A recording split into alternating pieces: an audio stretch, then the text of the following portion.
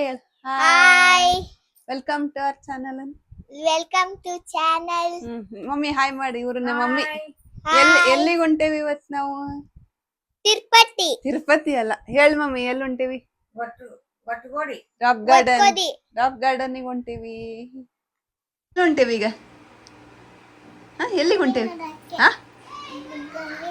ಗೊಂಬಿ ನೋಡಕ. ಎಲ್ಲಿ? Rock garden, Gottagodi. ಏನ್ ಕೊಡಿಸ್ತೀನಿ ನಂಗೆ? ಬ್ಯಾಡೋಗಿ ನಾ ಬರಂಗಿಲ್ಲ ಹಂಗಾರ. ನಾ ಊರಿಗೆ ಹೋಗ್ತೇನಮ್ಮ ಮೈಸೂರಿಗೆ. ಏನ ಏನ್ ಕೊಡಿಸ್ತಿ? ಊಟ. ವೃದ್ಧಿ ಎಲ್ಲಿ ಹೊಂಟಿ? ಭೂ ವಿಡಿಯೋ ಮಾಡಕತ್ತೀನಿ. ಎಲ್ಲರಿಗೂ ನಮಸ್ಕಾರ. ನಾವಿವತ್ತು ತುಂಬಾನೇ ಸ್ಪೆಷಲ್ ಆಗಿರೋ ಪ್ಲೇಸ್ಗೆ ಹೊರಟಿದ್ದೀವಿ. ಸಾಮಾನ್ಯ ಗಾರ್ಡನ್ ಅಂದುಕೊಂಡು ನೀವು ಇಲ್ಲಿಗೆ ಬರಬೇಡಿ. ಯಾಕಂದ್ರೆ ಗಾರ್ಡನ್ ಜೊತೆಗೆ ಆರ್ಟ್, ಕಲ್ಚರ್, ವಿಲೇಜ್ ಲೈಫ್ ಮತ್ತು ಕ್ರಿಯೇಟಿವಿಟಿ ಎಲ್ಲವೂ ಒಂದೇ ಜಾಗದಲ್ಲಿದೆ. ಹೌದು, ಇವತ್ತಿನ ನಮ್ಮ ಡೆಸ್ಟಿನೇಷನ್ ಉತ್ಸವ್ ರಾಕ್ ಗಾರ್ಡನ್, ಗೊಟ್ಟಗೋಡಿ.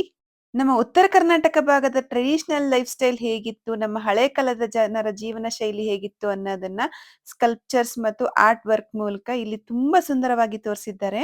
ಹಾಗಿದ್ರೆ ಈ ಪ್ಲೇಸ್ ನ ಇವತ್ತು ನಮ್ ಜೊತೆ ಎಕ್ಸ್ಪ್ಲೋರ್ ಮಾಡಿ ವಿಡಿಯೋನ ಕಂಪ್ಲೀಟ್ ಆಗಿ ನೋಡಿ. ನಾವ್ ಇಲ್ಲಿಗೆ ಬಂದ ತಕ್ಷಣ ಕಾರ್ನ ಪಾರ್ಕ್ ಮಾಡಿ ಟಿಕೆಟ್ ತಗೊಳಕ್ಕೆ ಅಂತ ಬಂದ್ವಿ. ಎಂಟ್ರೆನ್ಸ್ ನೋಡಿದ ತಕ್ಷಣವೇ ಈ ಥೀಮ್ ಬಗ್ಗೆ ಒಂದು ಐಡಿಯಾ ಬರುತ್ತೆ. ಈ Utsav rock garden Haveri district Shiggaon ತಾಲೂಕಲ್ಲಿರೋ ಗೊಟ್ಟಗೋಡಿಯಲ್ಲಿದೆ. ಇಲ್ಲಿನ ಚಾರ್ಜಸ್ ಬಂದ್ಬಿಟ್ಟು ದೊಡ್ಡವರಿಗೆ 250 ರುಪೀಸ್, ಹಾಗೆ ಅಬೋ 3 ಇಯರ್ಸ್ ಮಕ್ಕಳಿಗೆ 100 ರುಪೀಸ್ ಆಗಿರುತ್ತೆ. ಇದು ಬೆಳಗ್ಗೆ 9:30 ಸಂಜೆ 6 ಗಂಟೆವರೆಗೂ ಓಪನ್ ಇರುತ್ತೆ. ಒಳಗ್ ಬಂದ ತಕ್ಷಣನೇ ನಾವಿಲ್ಲಿ ರಾಜ್ಕುಮಾರ್ ಸ್ಟ್ಯಾಚೂಸ್ ನ ನೋಡ್ಬೋದು. ಅವರು ಬೇರೆ ಬೇರೆ ಫಿಲಂ ಅಲ್ಲಿ ಯಾವ್ದಾವ್ ತರ ಆಕ್ಟಿಂಗ್ ಮಾಡಿದ್ರಲ್ಲ ಆ ತರ ಎಲ್ಲ ಗೊಂಬೆಗಳನ್ನ ಇಲ್ಲಿ ಮಾಡಿದ್ದಾರೆ. ನಿಜವಾಗ್ಲೂ ಇಲ್ಲಿ ರಾಜ್ಕುಮಾರ ನಿಂತಿದ್ದಾರೇನೋ ಅನ್ನೋ ತರ ಫೀಲ್ ಕೊಡುತ್ತೆ. ಇದು ಕೇವಲ ಸ್ಟ್ಯಾಚೂಸ್ ಇಟ್ಟಿರುವ ಗಾರ್ಡನ್ ಅಲ್ಲ, ನಮ್ಮ ಉತ್ತರ ಕರ್ನಾಟಕ ಗ್ರಾಮೀಣ ಜೀವನದ ಸಂಪ್ರದಾಯ, ಕಲ್ಚರ್ ಮತ್ತೆ ಜನರ ದಿನನಿತ್ಯದ ಬದುಕನ್ನು ಆರ್ಟ್ ಮೂಲಕ ರೀಕ್ರಿಯೇಟ್ ಮಾಡಿದ್ದಾರೆ ಅಂತಾನೆ ಹೇಳ್ಬೋದು. ನಾವು ಮುಂದೆ ಹೋಗ್ತಾ ಇದ್ದಂತೆ ಒಂದೊಂದು ಸೀನ್ ನೋಡಿದಾಗ ಆಗಿನ ಕಾಲದ ಜನರ ಜೀವನ ಹೇಗೆ ನಡೆಸುತ್ತಿದ್ರು ಅನ್ನೋ ಫೀಲಿಂಗ್ ನಮ್ಗೆ ಇಲ್ಲಿ ಬರುತ್ತೆ. ಇಲ್ಲಿ ಫ್ಯಾಮಿಲಿ ಜೊತೆ ಬಂದ್ರೆ ಮಕ್ಕಳಿಗೂ ತುಂಬಾ ಇಂಟ್ರೆಸ್ಟಿಂಗ್ ಆಗಿರತ್ತೆ. ಅವರು ಸ್ಟ್ಯಾಚ್ಯೂಗಳನ್ನು ನೋಡಿದ್ರ ಜೊತೆಗೆ ನಮ್ಮ ಟ್ರೆಡಿಷನಲ್ ಲೈಫ್ ಸ್ಟೈಲ್ ಹೇಗಿತ್ತು ಅಂತಾನು ತಿಳಿದುಕೊಳ್ತಾರೆ. ಈ ಜಾಗದಲ್ಲಿ ನಮ್ಮ ವಿಲೇಜ್ ಲೈಫ್ ಅನ್ನು ತುಂಬಾ ನ್ಯಾಚುರಲ್ ವೇ ಅಲ್ಲಿ ತೋರಿಸಿದ್ದಾರೆ. ಹಳೆಯ ಕಾಲದ ಮನೆಗಳು, ಜನರ ಜೀವನ ಶೈಲಿ, ಗ್ರಾಮೀಣ ಕೆಲಸಗಳು, ಟ್ರೆಡಿಷನಲ್ ಆಕ್ಟಿವಿಟೀಸ್ ಒಂದೊಂದನ್ನು ಸ್ಕಲ್ಪ್ಚರ್ಸ್ ನ ಮೂಲಕ ಇಲ್ಲಿ ತೋರಿಸಿದ್ದಾರೆ. ನಮ್ಮ ಹಿಂದಿನ ಜನರೇಷನ್ ಅವರು ಹೇಗೆ ಬದುಕುತ್ತಿದ್ರು ಅನ್ನೋದನ್ನ ಮಕ್ಕಳಿಗೆ ಇಲ್ಲಿ ಆರಾಮಾಗಿ ಎಕ್ಸ್ಪ್ಲೇನ್ ಮಾಡಬಹುದು. ಇಲ್ಲಿ ಕಲ್ಚರ್ಗೂ ಕೂಡ ತುಂಬಾ ಇಂಪಾರ್ಟೆನ್ಸ್ ಕೊಟ್ಟಿದ್ದಾರೆ. Traditional costume, folk culture, rural activities ಮತ್ತು ಜನಪದ ಜೀವನದ ಹಲವು ಆಸ್ಪೆಕ್ಟ್ಸ್ ಅನ್ನು ನಾವು ಸ್ಕಲ್ಪ್ಚರ್ಸ್ ನ ಮೂಲಕ ಇಲ್ಲಿ ನೋಡಬಹುದು. ಪ್ರತಿಯೊಂದು ಸ್ಟ್ಯಾಚ್ಯೂ ಹತ್ರ ನಿಂತ ನೋಡಿದಾಗ ನಾವು ಡೀಟೇಲಿಂಗ್ ಆಗಿ ಗಮನಿಸಬಹುದು. ಮುಖದ ಭಾವನೆ ಆಗಿರ್ಬೋದು, ಡ್ರೆಸ್, ಪೋಸ್ಚರ್ ಎಲ್ಲವನ್ನು ತುಂಬಾನೇ ಕೇರ್ಫುಲ್ ಆಗಿ ಕ್ರಿಯೇಟ್ ಮಾಡಿದ್ದಾರೆ. ಇಲ್ಲಿ ಒಂದು ಕಡೆ ನಿಂತು ಫೋಟೋ ತೆಗೆದುಕೊಳ್ಳಕ್ಕೆ ಮಾತ್ರ ಅಲ್ಲ, ನಿಧಾನವಾಗಿ ವಾಕ್ ಮಾಡುತ್ತಾ ಪ್ರತಿಯೊಂದು ಆರ್ಟ್ ವರ್ಕ್ ಅಬ್ಸರ್ವ್ ಮಾಡೋದು ಒಂದು ಒಳ್ಳೆ ಎಕ್ಸ್ಪೀರಿಯನ್ಸ್. ನೀವು ಫೋಟೋಗ್ರಫಿ ಅಥವಾ ರೀಲ್ಸ್ ಮಾಡಕ್ಕೆ ಇಷ್ಟಪಡ್ತಿದ್ರೆ ಇಲ್ಲಿ ಹಲವಾರು ಇಂಟ್ರೆಸ್ಟಿಂಗ್ ಬ್ಯಾಕ್ ಗ್ರೌಂಡ್ ಗಳನ್ನು ನಿಮ್ಗೆ ಸಿಗುತ್ತೆ. ಇಲ್ಲಿ ಹ್ಯೂಮನ್ ಸ್ಕಲ್ಪ್ಚರ್ಸ್ ಮಾತ್ರ ಅಲ್ಲ, ಪ್ರಾಣಿಗಳು ಮತ್ತು ಹಲವು ರೀತಿಯ ಆರ್ಟಿಸ್ಟಿಕ್ ಕ್ರಿಯೇಷನ್ಸ್ ಕೂಡ ಇಲ್ಲಿ ನೋಡಬಹುದು. ನಾವು ಮುಂದೆ ಮುಂದೆ ಹೋಗುತ್ತಿದ್ದಂತೆ ಒಂದೊಂದು ಸ್ಕಲ್ಪ್ಚರ್ಸ್ ಒಂದೊಂದು ರೀತಿಯ ಸರ್ಪ್ರೈಸ್ ಕೊಡುತ್ತೆ. ಇಲ್ಲಿನ ವಿಶೇಷತೆ ಏನಂದ್ರೆ ಸ್ಟೋನ್ ಅಥವಾ ಸಾಮಾನ್ಯ ಮೆಟೀರಿಯಲ್ ಅನ್ನೋ ಫೀಲಿಂಗ್ ಗಿಂತ ಸ್ಕಲ್ಪ್ಚರ್ಸ್ಗೆ ಒಂದೊಂದು ಸ್ಟೋರಿ ಇದೆ ಅನ್ನೋ ಫೀಲಿಂಗ್ ಬರುತ್ತೆ. ಒಟ್ಟಿನಲ್ಲಿ ಇಲ್ಲಿ ಒಂದು ಓಪನ್ ಏರ್ ಕಲ್ಚರ್ ಎಕ್ಸ್ಪೀರಿಯನ್ಸ್ ತರ ಅನ್ಸುತ್ತೆ. ನಿಮ್ಗೆ ಆರ್ಟ್ ಇಷ್ಟ ಇರ್ಲಿ ಅಥವಾ ಹಿಸ್ಟ್ರಿ ಇಷ್ಟ ಇರ್ಲಿ ಅಥವಾ ಸಿಂಪ್ಲಿ ಫ್ಯಾಮಿಲಿ ಜೊತೆ ಒಂದು ಎಕ್ಸ್ಪ್ಲೋರ್ ಮಾಡಬೇಕು ಅಂತ ಅನ್ಸಿದ್ರೆ ನೀವು ಇಲ್ಲಿ ಬಂದು ಆರಾಮಾಗಿ ಸಾಕಷ್ಟು ಟೈಮ್ ನ ನೀವು ಸ್ಪೆಂಡ್ ಮಾಡಬಹುದು. ಇಲ್ಲಿ ಮುಂದೆ ಹೋಗುತ್ತಿದ್ದಂತೆ ಉತ್ಸವ ಮದುವೆ ಮಂಟಪ ಅಂತ ಮಾಡಿದ್ದಾರೆ. ಹೊರಗಡೆ ನೋಡ್ತಾ ಇರ್ಬೋದು, ಒಳ್ಳೊಳ್ಳೆ ಸ್ಕಲ್ಪ್ಚರ್ಸ್ ನ ಕೂಡ ಮಾಡಿದ್ದಾರೆ. ಈಗ ನಾವು ಮದುವೆ ಮಂಟಪಕ್ಕೆ ಎಂಟ್ರಿ ಕೊಡ್ತಾ ಇದ್ದೀವಿ. ಇಲ್ಲಿ ಎಲ್ಲಾ ರೀತಿ ಜನಾಂಗದ ಮದುವೆ ಶೈಲಿಗಳ ಫೋಟೋಗಳನ್ನ ಹಾಕಿದ್ದಾರೆ. ಮೇಲೆ ಶಾಮಿಯಾನ ಕೂಡ ಹಾಕಿದ್ದಾರೆ. ಮನೆ ಒಳಗೆ ಬಂದ್ರೆ ಸೇಮ್ ಒಂದು ಮದುವೆ ಮನೆಗೆ ಬಂದಿದೀವೇನೋ ಅನ್ನೋ ತರ ಒಂದು ಹಾಡ್ ಹಾಕಿದ್ದಾರೆ.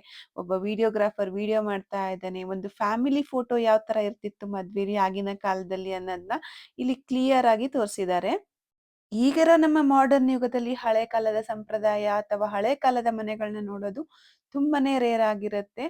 ಬಟ್ ಅದನ್ನೆಲ್ಲ ನಾವಿಲ್ಲಿ ನೋಡ್ಬೋದು. ಹಳೆಯ ಉತ್ತರ ಕರ್ನಾಟಕದ ಮನೆಗಳು ಯಾವ ತರ ಇತ್ತು, ಆಮೇಲೆ ಯಾವ ತರ ಅಂಗಡಿಗಳಿತ್ತು, ಎಲ್ಲ ಪ್ರತಿಯೊಂದನ್ನು ಇಲ್ಲಿ ಡೀಟೇಲಿಂಗ್ ಆಗಿ ತೋರಿಸಿದ್ದಾರೆ. ಒಳಗ್ ಹೋದ್ರೆ ಟೈಮ್ ಹೇಗೆ ಸ್ಪೆಂಡ್ ಆಯ್ತು ಅಂತಾನೆ ಗೊತ್ತಾಗಲ್ಲ. ಮಕ್ಕಳು ಅಷ್ಟೇ ತುಂಬಾನೇ ಎಂಜಾಯ್ ಮಾಡ್ತಾರೆ. ಒಂದು ಕನ್ಫ್ಯೂಷನ್ ಅಂತೂ ಆಗೇ ಆಗತ್ತೆ. ಈ ಗೊಂಬೆಗಳನ್ನೆಲ್ಲ ನೋಡಿ ನಿಜವಾದ ಮನುಷ್ಯರು ಅಲ್ಲಿ ಕೆಲ್ಸದವ್ರು ಇರ್ತಾರಲ್ಲ ಅವ್ರನ್ನ ನೋಡಿದ್ರುನು ಅಷ್ಟೇ ಯಾರೋ ನಿಜವಾಗ್ಲೂ ಇಲ್ಲಿ ನಿಂತಿದಾರೇನೋ ಅನ್ನೋ ತರ ಫೀಲ್ ಆಗತ್ತೆ. ನೋಡಿ ಆಗಿನ ಕಾಲದ ಬ್ರಾಹ್ಮಣರ ಮನೆ ಆಗಿರ್ಬೋದು, ಆಗಿನ ಕಾಲದಲ್ಲಿ ಈ ತರ ಯಾವ ತರ ಹೆಂಗಸರು ಹಾಡು ಹೇಳ್ತಾ ಕುಟ್ತಾ ಇದ್ರು, ಬೀಸ್ತಾ ಇದ್ರು ಅನ್ನೋದನ್ನೆಲ್ಲ ಪ್ರತಿಯೊಂದನ್ನು ತೋರಿಸಿದ್ದಾರೆ.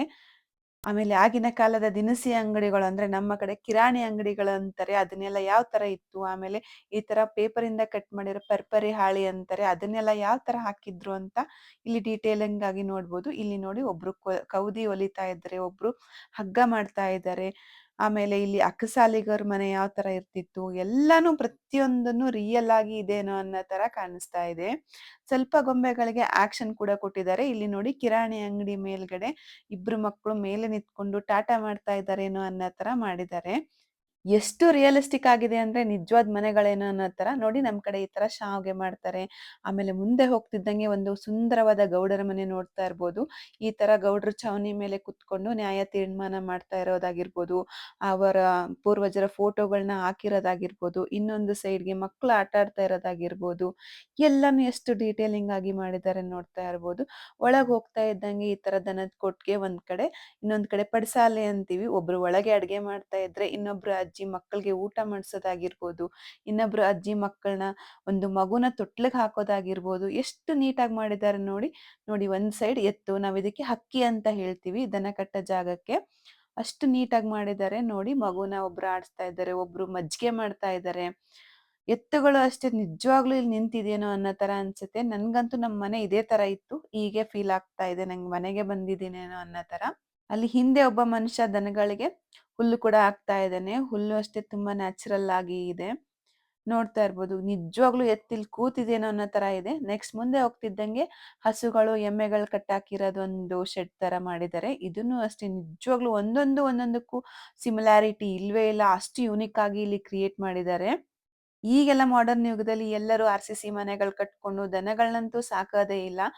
ಬಟ್ ನಮ್ಮ ಮಕ್ಕಳಿಗೆ ಏನಾದ್ರು ಮುಂದೆ ನಾವು ಯಾವ ತರ ನಮ್ಮ ಮನೆಗಳಿತ್ತು ಅಂತ ಏನಾದ್ರು ಉತ್ತರ ಕರ್ನಾಟಕದ ಕಲ್ಚರ್ ಯಾವ್ದು ಇತ್ತು ಅಂತ ತೋರಿಸ್ಬೇಕಾದ್ರೆ ಇಲ್ಲಿ ಕರ್ಕೊಂಬಂದ್ಬಿಟ್ರೆ ಸಾಕು.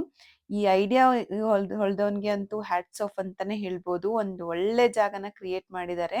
ಹಾನೆಸ್ಟ್ಲಿ ಹೇಳ್ಬೇಕು ಅಂದ್ರೆ ಉತ್ಸವ ರಾಕ್ ಗಾರ್ಡನ್ ನನ್ಗೆ ಒಂದು ಒಳ್ಳೆ ಎಕ್ಸ್ಪೀರಿಯನ್ಸ್ ಕೊಟ್ಟು. ನಾನು ಇದ್ ಮೊದಲನೇ ಸಲ ಅಲ್ಲ, ನನ್ನ ಮಗಳನ್ನ ಫಸ್ಟ್ ಟೈಮ್ ಕರ್ಕೊಂಡ್ ಬರ್ತಾ ಇರೋದು. ನಾನು ಸುಮಾರು ಸಲ ಇಲ್ಲಿ ವಿಸಿಟ್ ಮಾಡಿದೀನಿ. ಒಂದೊಂದ್ಸಲ ಹೋದಾಗ್ಲೂ ಒಂದೊಂದ್ ತರ ಎಕ್ಸ್ಟೆಂಡ್ ಮಾಡಿರ್ತಾರೆ. ಇಲ್ಲಿ ನೇಚರ್ ಇದೆ, ಆರ್ಟ್ ಇದೆ, ಆರ್ಕಿಟೆಕ್ಚರ್ ಇದೆ, ಮತ್ತೆ ನಮ್ಮ ಕಲ್ಚರ್ ಇದೆ, ಎಲ್ಲ ಒಂದೇ ಪ್ಲೇಸ್ ನಲ್ಲಿ ಸಿಗತ್ತೆ. ನೀವೇನಾದ್ರೂ ನಿಮ್ ಫ್ಯಾಮಿಲಿ ಜೊತೆ ಒನ್ ಡೇ ಔಟಿಂಗ್ ಪ್ಲಾನ್ ಮಾಡ್ತಿದ್ರೆ ಇದೊಂದು ಬೆಸ್ಟ್ ಪ್ಲೇಸ್ ಅಂತಾನೆ ನಾನು ಹೇಳ್ತೀನಿ.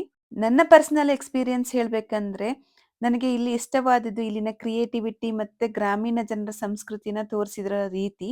ನಾವು ಸಾಮಾನ್ಯವಾಗಿ ಟೂರಿಸ್ಟ್ ಪ್ಲೇಸಸ್ ಅಂದ್ರೆ ಟೆಂಪಲ್ಸ್, ವಾಟರ್ ಫಾಲ್ಸ್ ಅಥವಾ ವ್ಯೂ ಪಾಯಿಂಟ್ಸ್ಗೆ ಹೋಗ್ತೀವಿ. ಬಟ್ ಕೆಲವೊಂದ್ಸಲ ಈ ತರ ಪ್ಲೇಸಸ್ ನ ಮಕ್ಕಳ ಜೊತೆ ವಿಸಿಟ್ ಮಾಡಿದ್ರೆ ಅಂತೂ ತುಂಬಾನೇ ಒಳ್ಳೇದು. ಯಾಕಂದ್ರೆ ನಮ್ ಕಲ್ಚರ್, ನಮ್ಮ ಹಿಂದಿನ ಜನರ ಜೀವನ ಶೈಲಿ ಯಾವ ತರ ಇತ್ತು ಅಂತ ಅವ್ರಿಗೆ ಹೇಳ್ಕೊಡೋದು ಒಂದು ಅಪರ್ಚುನಿಟಿ ಅಂತಾನೆ ಹೇಳ್ಬೋದು. ನೋಡಿ ಯಾವ ತರ ಇಸ್ತ್ರಿ ನಿಜವಾಗ್ಲೂ ಇಲ್ಲಿ ಯಾರೋ ಮಾಡ್ತಾ ಇದಾರೆ ಅನ್ನೋ ತರ ಇದೆ. ಒಬ್ರು ತಲೆ ಬಾಚ್ತಾ ಇದ್ದಾರೆ ಮಗಳಿಗೆ. ನೋಡಿ ಎಷ್ಟು ರಿಯಲಿಸ್ಟಿಕ್ ಆಗಿದೆ. ನೋಡ್ತಾರೆ ಬೆಕ್ಕು ಕೂಡ ಆಚೆ ಮಲಗಿಸಿರೋ ರೀತಿ ಆಗಿರ್ಬೋದು, ಆಮೇಲೆ ಬಾಗಿಲ್ಗೆ ಹಾಕಿರೋ ತೋರಣಗಳು, ಆಮೇಲೆ ಹೆಂಗಸರು ಹಸ್ ಮಾಡ್ತಾ ಇರೋದು, ಆಮೇಲೆ ಇಲ್ಲಿ ಹುಂಜ ನೋಡ್ತಾ ಇರ್ಬೋದು, ಆಮೇಲೆ ಇಲ್ಲಿ ಶಿಲ್ಪಿಗಳನ್ನ ನೋಡ್ತಾ ಇರ್ಬೋದು. ಎಲ್ಲಾನು ಅಷ್ಟೇ ಪ್ರತಿಯೊಂದು ಒಂದು ಹಳ್ಳಿನೇ ರೀಕ್ರಿಯೇಟ್ ಮಾಡಿದ್ದಾರೆ ಅಂತ ಹೇಳಿದ್ರು ತಪ್ಪಾಗಲ್ಲ. ನನ್ಗೆ ಈಗ್ಲೂ ನೆನಪಿದೆ ಈ ತರ ಬಾಗಿಲು ತೋರಣಗಳು ನಮ್ ಚಿಕ್ಕ ವಯಸ್ಸಿನೆಲ್ಲ ನೋಡಿದೀನಿ. ಆಮೇಲೆ ಆಗಿನ ಕಾಲದಲ್ಲಿ ಶಾಲೆಗಳು ಯಾವ ತರ ಇರ್ತಾ ಇತ್ತು, ಆಮೇಲೆ ಗಾಣ ನೋಡ್ತಾ ಇರ್ಬೋದು, ಇದು ಎಣ್ಣೆ ಗಾಣ ಆಗಿರತ್ತೆ. ಆಮೇಲೆ ಇಲ್ಲಿ ನೋಡ್ತಾ ಇರ್ಬೋದು ನೇಕಾರರ ಮನೆ, ಎಲ್ಲಾನು ಅಷ್ಟೇ ಎಷ್ಟು ಚೆನ್ನಾಗಿದೆ ಅಂತ. ನಂಗಂತೂ ಎಷ್ಟು ಇದನ್ನ ಹೊಗಳಿದ್ರು ಸಾಕಾಗಲ್ಲ, ಅಷ್ಟು ಅಂದ್ರೆ ಅಷ್ಟು ಚೆನ್ನಾಗಿದೆ.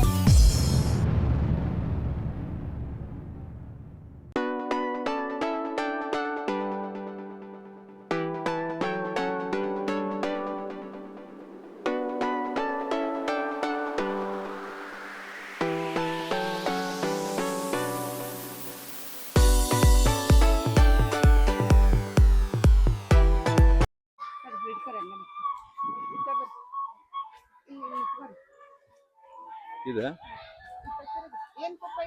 ಇದು ಹಂತಿ ಕಟ್ಟುದು ಅಂತಂದ್ರೆ ಇವತ್ತೇನು ಜ್ವಾಳ ಗೋಧಿ ಹುಲ್ಲು ಅದು ಏನ್ ತುಳಿಸ್ತಿದ್ವಲ್ಲ, ಗೋಧಿ ಸಪ್ರೇಟ್ ಮಾಡ್ಬೇಕಾರ ಅದಕ್ಕೆಲ್ಲ ನಾವು ಈ ತರ ಕಟ್ಟಿ ಮಾಡ್ತಿದ್ವಿ ಮೊದ್ಲ.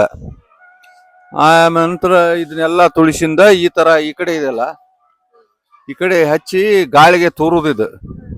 ಇದು ಈ ತರ 3 ಕಾಲಿಂದ ಇದನ್ನ ಮಾಡಿ ತುಂಬಿ ಕೊಡುದು. ಒಬ್ಬ ಶಳ್ಳ ಅದನ್ನ ಮುಂದೆ ಬಂದು ಸ್ವಚ್ಛ ಮಾಡ್ಕೊಂಡು ಅದನ್ನ ತೂರಿ ಕಾಳು ಸ್ವಚ್ಛ ಮಾಡ್ತಿದ್ವಿ. ತೊಗರಿ ಆತು, ಗೋಧಿ ಜ್ವಾಳ ಎಲ್ಲ ಈ ತರನ ಮಾಡ್ತಿದ್ವಿ ನಾವು. ಹೀಗಿತ್ತು ನೋಡಿ ನಮ್ಮ ರಾಕ್ ಗಾರ್ಡನ್ ವಿಸಿಟ್.